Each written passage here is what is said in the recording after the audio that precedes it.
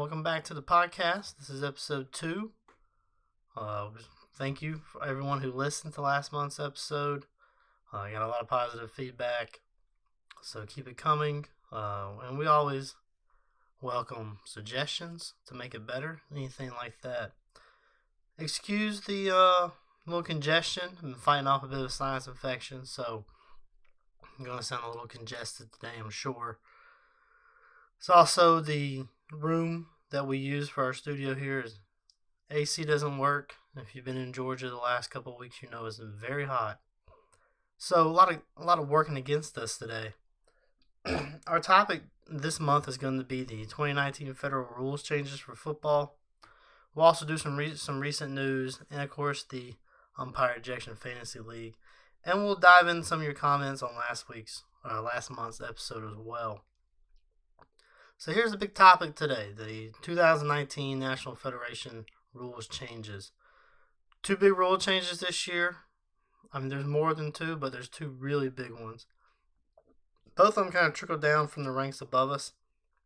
The first one, they experimented with in a few states past couple of years, and that's the 40-second clock. Colorado did it for a few years, maybe Tennessee, Ohio, and Indiana, maybe some other ones. But they've kind of been going back and forth on it. They experimented with it. They liked it in those states. Everyone I've talked to from those states said the coaches love it. It'll be an adjustment for a lot of us, especially here in Georgia. But we'll see. One of the concerns that was raised in the adoption of the rule is that they adopted the 40-second clock, but they did not adopt the NCAA substitution rule. So, you got if there's more than, I think, 2 or 3 substitutions coming on at once, the referee will kind of do the iron cross where he holds his hands out to his side, and that tells the umpire to hold up the snap to let the defense make the necessary substitutions. Do not have that in high school. The states that experimented with it said they didn't have a problem with that. So I want to believe them. I want to believe there won't be a problem in Georgia. I'm just hesitant about it because we did have the issue last year before in Georgia where, especially on 4th down, we had teams doing late substitutions. So, for instance, these teams would keep their normal offense out there. Then when the play clock got lower, they would quickly run their punt team on and their offense off. Now, and with doing that, they did it with the 25-second clock. Is the 40-second clock, is it going to prevent that? No, they can still do it. Any issue we had with them doing 25 is still going to be an issue in 40. But it's something they kind of throw out there just to see, hey, let's see how this works. It'll be interesting to see how it plays out. Hope the idea is to make the time between the plays a little more consistent. And hopefully it will eliminate all delay games. It'd be nice. Fast-paced teams, they're going to be able to run more plays, theoretically. Your slower-paced teams, they go slow on purpose to maximize their time on the field and keep the ball away from other offenses. They're kind of your teams who can't go slow enough. So we'll see how they adjust to the rule. Those are the teams that probably don't like this, because it kind of takes the referees out of the equation. But we'll see. We'll see how it goes. One question we've gotten from officials and a couple of coaches here in Georgia is that with the 40-second clock, is there going to be a requirement now of schools to have a visible play clock on the field? It would certainly help. There's not a requirement for now, and I can't speak for other states, but I know Georgia high school, I haven't heard them say anything about making it a requirement in the future. What some states have done is that they're not outright requiring you to have a visible play clock, but they are saying if you want to host a playoff game, then you have to have a visible play clock. Maybe a lot of states will kind of follow that, or maybe they'll say you got that visible play clock to host, some of the advanced rounds of the playoffs, but I haven't seen anything come out yet about states mandating it. The second major rule change is another trickle down from above. And that's where, in the past, you had to have 7 on the line of scrimmage, regardless. Now you just need 5 on the line of scrimmage, as long as they're numbered between 50 and 79, and you can't have more than 4 in the backfield. So this is another one designed to create less fouls, which in effect would speed up the game. Because now on offense, you're not penalized for having 9 or 10 players on the field. You can now, as long as you got 5 on the line and the 4 in the backfield, well, that's 9 players all you need. So you could theoretically run a play with just 9 or 10 players. Whereas in the past, you're more likely you would be penalized for this because you wouldn't have 7 on the line. So if you were trying to run your offense and you only had 10, you probably had 6 on the line of scrimmage, so it would be a foul. So hopefully we're eliminating that. The wording in the rule book is a little muddied, and it kind of makes understanding of the rule a little convoluted. But as long as you just know the basic, 5 on the line, number between 50 and 79, no more than 4 in the backfield. I mean, that's all you need to know. I don't think this is going to have as much as an impact as we may see the 40-second clock have. And to be honest, I don't really know if the 40-second clock is going to impact 80% of your teams. I think there's a small minority of teams, maybe in the 20-25% range, that the 40-second clock would affect. But by and large, I think most teams will be unaffected by that. And even more teams will be unaffected, I think, by this changing of how many on the line of scrimmage. We got some other minor changes. For example, a horse collar tackle is now expanded to the nameplate. So whereas before you just grabbed the defender and grabbed the ball carrier inside the collar and pulled them down, that was your foul. Now he can grab the nameplate and pull it down. We still have a foul. There's a great example of this tackle in the 2018 7A GHSA final. If you go back on our YouTube page and kind of click through and find the 2018 7A final, you'll see this. And we actually recorded that video after these rule changes have come out. So we take note in the video to say, hey, this is legal this year, gonna be a foul 2019 and beyond. So just remember that. My fear for that rule is that some officials may go a little bit to the extremes on it, and you're going to start seeing horse collar tackles on when the defender grabs at the numbers. Hopefully we won't see that too much, but that's my only fear for that one. Another minor one is now is now illegal to trip the ball carrier. It used to be the ball carrier's on a person you could trip, not so much anymore. And that's really it for 2019. I like the changes in general. We knew the 40-second clock was coming. We've been saying it for some time. Actually, in Georgia a few years ago, we kind of made some mechanical changes that affect how we officiate dead balls in the end of a play, because we knew this was coming. So, is it going to be the 40-second clock going to be some great paradigm shift in how the game is played in high school? No. Like I said a minute ago, I think your vast majority of teams will be unaffected by the 40-second clock. But you are going to have some that's really drastically going to alter their offenses. I don't think these rules are designed really to make some dramatic shift in how we play football in high school. At least I hope not. The goal of any rule change is to adapt the game to the current manner it's played and to adapt it for safety. And I think the 40-second clock definitely is done in that mindset. Teams play faster now. They want to go faster pace, so the 40-second clock, it helps in that regard. I really hope these guys don't gather in Indianapolis every year and say, hey, we're the rule change committees. We got to come up with something. Nah, I don't think for the most part they do. So these rules, I really love the 5 on the line, no more than 4 in the backfield, because it will eliminate some extraneous fouls we were having if an offense had 9 or 10 players on the field. I would, of course, like to see, a year, maybe 2 years where we go without any rules changes, but, I don't know if that's going to happen. So that's it for the rule changes. That's it for the topic today, at least. So let's move on to the news. All right, big news here in Georgia.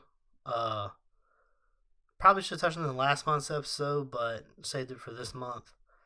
Georgia High School Association moving their football finals out of Mercedes-Benz and into Georgia State Stadium, which used to be the old Turner Field, and they retrofitted it for football, which actually when it was originally built as the Olympic Stadium, it kind of was not so much football, but that's where the track was. So it was kind of already formatted for football, the way the stands were. And then when they made it a baseball stadium for the Braves, it was always kind of a wonky baseball field. But it's a very good football field. I think it fits Georgia State perfectly. But that's now where the GHSA football finals will be. I think the bins just got way too expensive. I think I saw that last year Georgia High School paid about $500,000 just to host 2018 games there, which means, obviously the high school participating get a less of a cut. So, originally GHSA moved the finals to the Dome in, 2010 maybe? I can't remember for sure. It used to be the semifinals from the Georgia Dome, and then you played the finals at a team's home stadium. So, but they changed that to move all the finals to the Georgia Dome, and then, of course, the bins after that. As expected, this decision hit a lot of anger. A lot of people are not happy about it, but, you knew this was going to happen. Their argument is the perk of playing in the finals was you get to play where the Falcons play. You're also indoors, so weather's out of the equation. Those are valid points, but, at the end of the day, where you play your state final is really not that important. That's not what you're going to remember the most. It's the fact that you got to play for a football final, state championship. That's what these kids are going to remember the most, I think. And for the weather, I mean, you played the previous 4 rounds of the playoffs outdoors, played your whole season outdoors. What's one more round? And you can't make the argument that weather's completely taken out of the equation in the bins. I know this is an extreme example, but if we remember a couple of years ago, there was that snowstorm that really changed, I think, you had 8 games scheduled in the Dome. They played the first 2, and the other 6 had to be moved to home sites like a week or 2 later. So weather still impacts it, even in the Mercedes-Benz. So it's not, not completely taking it out of the equation. But we'll see. I mean, Georgia State has a very nice facility. It's the old Turner Field, like I said. Some Corky Kell games were played there a couple of years ago. It's going to be a change. As far as officials go, most officials I talk to, they're not as upset about it as some of the parents and schools are. I never got to work a game in the bins. I worked a final the last year, the Georgia Dome, and then the next year I had one of the finals that was moved to a home stadium. So you want to talk about weather? I worked my state championship game that year at Raven County, like a week or 2 before Christmas. So if you don't know where Raven County is, think of the very, very northeast corner of the state up in the mountains. And I think I remember it was about 10 degrees when we walked off the field. I'm not one of those people that's kind of like, well, it's 19 degrees, but with the wind chill, it's 10 degrees. So it feels like 10 degrees. No, if it feels like 10 degrees to me, it's 10 degrees. Sorry. So, moving on to some national news. Robot umpires. Yeah, they're here. So all these people, the coaches, fans, threatened for years, we're going to replace our robot umpires. Well, they did it. And when we say robot umpires, we're not thinking, the maid from the Jetsons out there calling balls or strikes, or the Terminator. Of course, he's not a robot; he's a cybernetic organism from the future.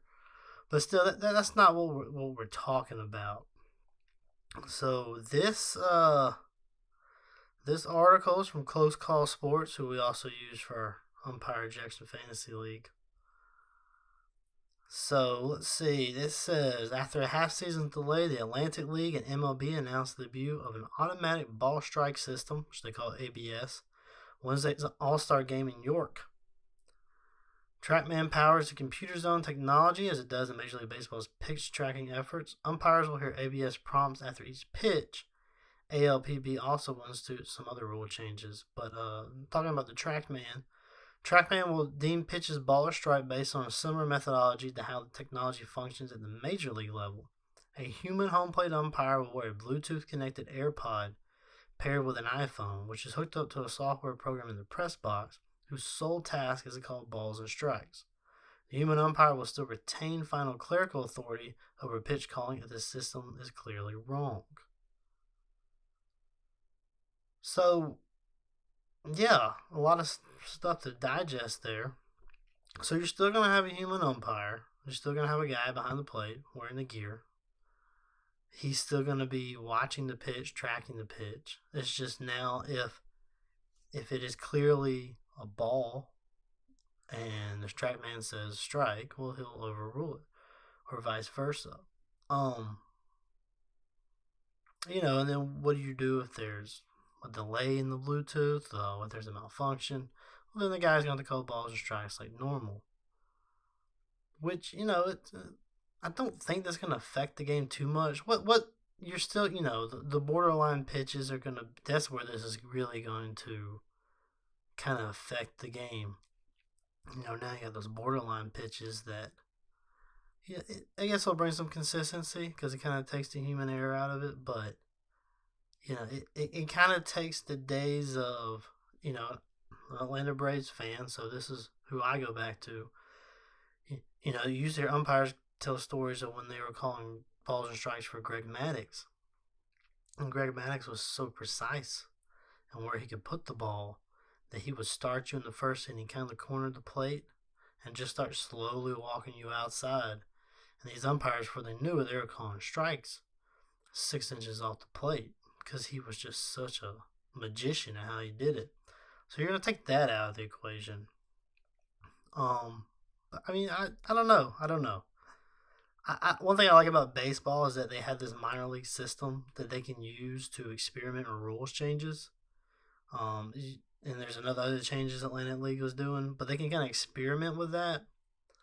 And it's kind of a perfect system in that wins and losses by teams, they don't matter so much in the minors. Because, the players are being evaluated by scouts. That's the reason we have the minor leagues. Players can develop. They're being evaluated by scouts. So scouts watch them, they monitor them. They don't really sit in an office and just look at their stats. So you can kind of tweak little rule changes like this and see how they work. So that's, that. But as you can see, closing through some other articles here, there are issues with this. This is also from Close Call Sports. This is dated Friday, July 12th.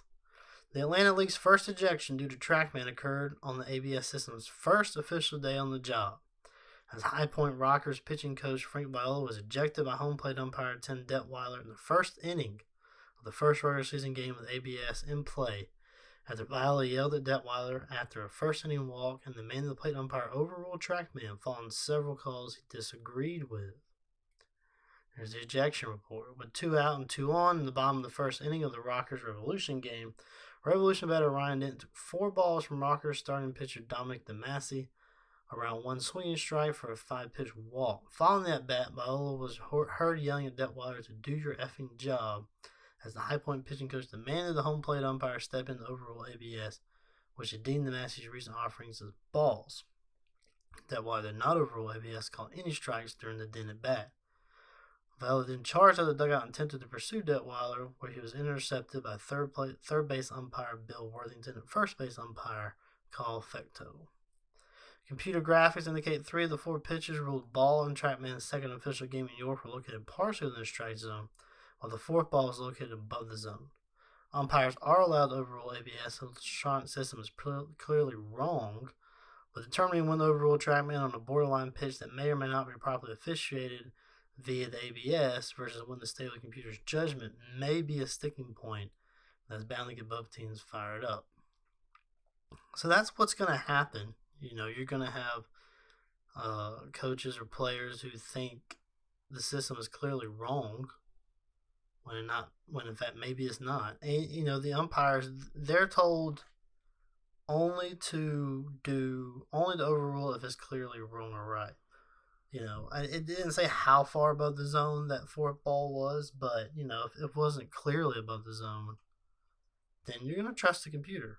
Especially now, we're just kind of trained to trust computers nowadays because we deal with them so much. So that's what's gonna be interesting about these robot umpires. When do you overturn it, and when do you stick with it? All right, last article, and I bring this one up mostly because Georgia High School is mentioned in the article. So again, from the Atlantic League, and again, this is from Close Call Sports. Atlantic League overturns umpire's judgment call. The Atlantic League made more baseball history by overturning an on-field judgment call, reversing home plate umpire Steve Leonardo's out call on a game-ending play at the plate following protests from the Somerset Patriots due to the league office after the game. Despite official baseball rules 7.04's prohibition of judgment call protests, the league ordered the Somerset Patriots and New Britain Bees to resume from the time of the reverse call. The play. With 2 out and none on the bottom of the 9th inning of Saturday's Bees-Patriots game in Somerset, Patriots batter Ramon Flores hit a fly ball off the wall and attempted to score an inside-the-park home run as Bees catcher Logan Moore attempted to field second baseman Jonathan Galvez's throw. Ruled out for the 3rd and final out of the 9th by home plate umpire Leonardo, replays indicate catcher Moore had dropped the ball. The protest. With replay review not in use in the Atlantic League, the game ended and the Somerset Patriots appealed to the league office for intervention. Despite official baseball rule 7.04, which plainly states no protest shall ever be permitted on judgment decisions, the Atlantic League affirmed Somerset's complaint and ordered the game replayed from the point of interruption. So, the reason I bring this up, because later on in here, it says this, talking about real life examples of other places where they've overruled a judgment call. It says high schools are finding out. Whereas the New York State Association of Independent Schools in 2018 declined to intervene in a basketball game following protests of a scoring error, the Georgia High School Association made a name for itself after affirming a grainier judgment call protest in baseball. After GHSA opened the door for judgment call protests, member schools began calling the association with complaints, culminating in the GHC board's decision to amend this bylaw so as to bar future protests based on judgment calls, following an appeal filed by the Peach County High School football team regarding a side judge's alleged error. The aforementioned portrays the potential complications for plays of this nature in a league which violates the rules of professional baseball in OBR 7.04 in order to right an immediate wrong without thinking of greater implications and consequences, places itself in jeopardy, going the way of GHSA. So that was the baseball play. I remember when it happened. But yeah, as it went on to say though, Georgia High School did kind of make amends for it, in that they now have the board of directors said, yeah, we're not going to do that anymore. All right, so it's getting hot up here, so I'm going to cut this a little short. I'm going to read some comments, though, because people were talking about. Here's one. Thanks for creating the series, and congrats on the first episode. Switching to the top, I don't think the actual referee abuse itself hurts our officials. Remember the last episode is on where have all the officials gone. It hurts our officials so much that they just decide to quit. I often laugh at things that spectators shout at me because it's usually clearly coming from someone who is ignorant of the rules of the game. It's easy to brush aside comments that come from people who don't know what they're talking about and are completely biased. My hypothesis is that the real damage being done is just in the stance that people have toward the officials. I think that most of the people who get into fishing are hoping to be a part of something, a community of coaches, parents, and themselves, helping to make the game available to these kids. Instead, what they find is that they feel more like outsiders, integral to a part of the execution of the game, but viewed as their participants who only possess the ability to ruin the event. We can try to offset this by having the officials ourselves feel more like a community. That still might not be enough for everyone. I don't think that this issue affects officials at the college level and higher as much, because those officials have different goals and expectations than those who are just working the high school level and below. The other factor I think has a big impact is time and effort. Because of how intense the scrutiny on fishing has become, demands on our time to prepare for these assignments are pretty sizable. Now, this is all for a good cause. Who wouldn't want to be better at what they do on the field? But we live in a society where people like to have a plurality of interests, and when someone starts thinking, how could I free up more time and spend doing X? How can sports fishing not be one of the first things that comes to mind? Being shown that this investment of time and effort is appreciated would probably make more people be willing to do it. That echoes back to the previous paragraph, and I think there's also room to talk about money as something that shows that our efforts have value. I don't think that officials look at their game pay and think, I wish I were wealthier. I just think that it would be another way of expressing to them that their value is higher, since people rarely do that with their words and attitudes. That's a great comment. I think it's some great points. Here is another one. I agree with you that verbal abuse happens at every level of football. Physical should never happen and should be punished to the full extent the law allows. However, new officials are going to make mistakes. Veteran officials make mistakes. Granted, just not as many as new officials. Fishing is the only profession where as soon as you walk on the field from day one, you're expected to be perfect. Just finished watching a review of the state championship games. These are the best officials in the state of Georgia, and not one crew got every call right. Lower level games must be a relatively friendly environment for new officials, and even veteran officials in new positions, or to train these officials to be able to step onto the varsity field. And one more.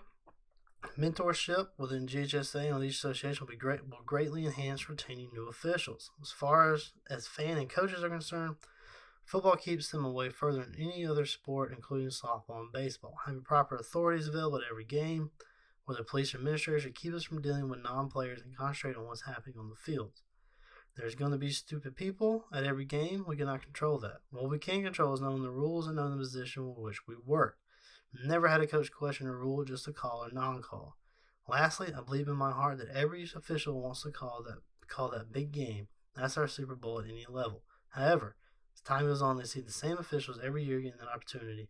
Makes them wonder, why would I put up with all the above-mentioned topics and bring in new people to deal with these topics discussed here? So a lot of great points, a lot of great comments on last topic of last month's episode.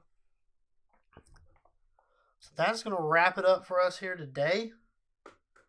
So far, we're not yet on getting these podcasts on Spotify or iTunes or anything like that. We're still going to use the YouTube page whenever we can. So, if you like this, please click the like button. If you don't like it, well, that other button works too. So remember, you can comment on these sessions on YouTube. You can email us, ghsafootballtraining@gmail.com. Hope you enjoyed this episode and hope to see you next month for the next one.